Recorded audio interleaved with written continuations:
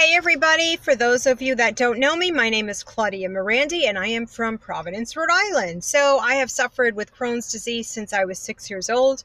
3 years ago, a small dose of opioids were introduced into my life, and I went from living in the hospital for about 20 years to living back at home, taking care of my mom, taking care of my children, and being a citizen back all over again. I was a court reporter for many years.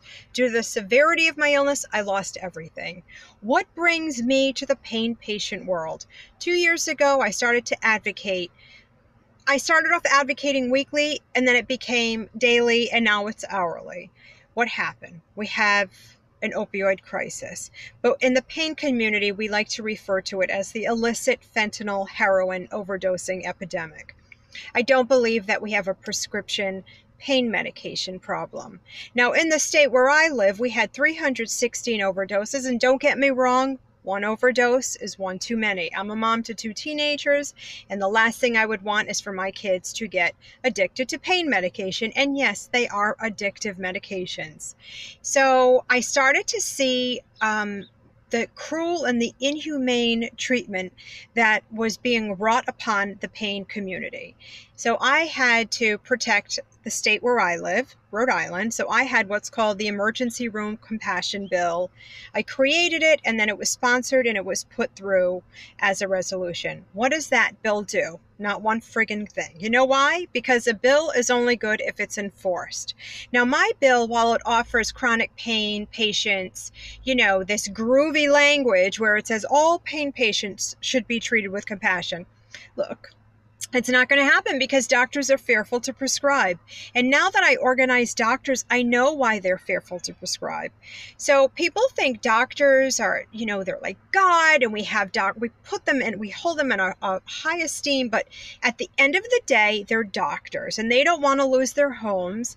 But sadly, many have been shipped off to prison because the DEA is way up in their business, and the DEA has decided if you prescribe too many pills, we're going to get you, but probably going to get in your door on Medicare fraud, but it's going to trickle down into prescribing.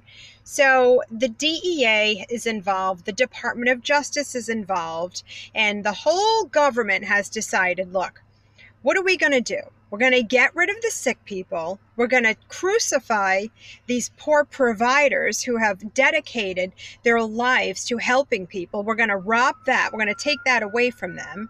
And we're going to listen to this moron named Andrew Kolodny.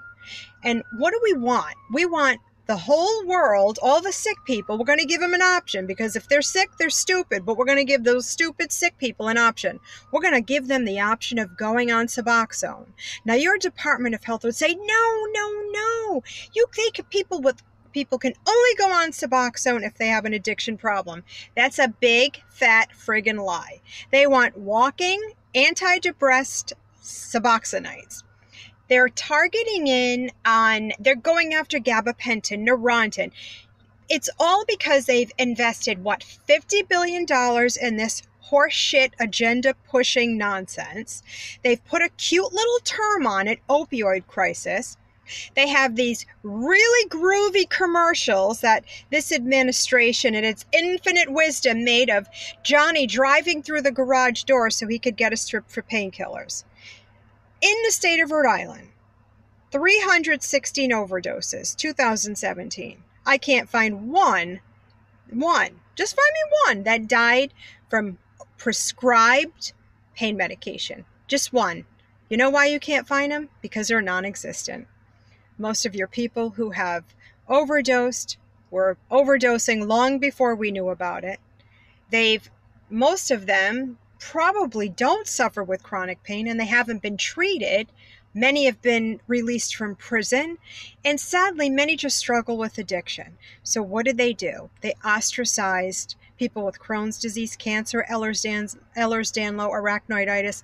The list goes on and on and on. I have so many illnesses in my head that I could probably write an illness book at this point. How do you fight back if you're a provider? You go on don'tpunishpainrally.com. and you join the Doctors Collaborative, because that's your safe haven. That's where you're going to talk with other providers, because if you're a provider, you don't speak to one another. I don't know why. It's something you learned in medical school. Don't talk with other providers. You're going to get those shitty doctors out of the loop, because there's a lot of shitty doctors that are calling the DEA on other doctors. I know about that now. See, people didn't know about that. We know about that now. You're going to join the Doctors Collaborative, and we're going to give you the safe place. And you're going to put in your information, and it's providers only. If you are a pain patient, you're going to join don'tpunishpainrally.com, and you're going to protest on September 18th. Be heard, be seen, protest. It's time to fight back. The jig is up. Take care. Peace out. Love you all.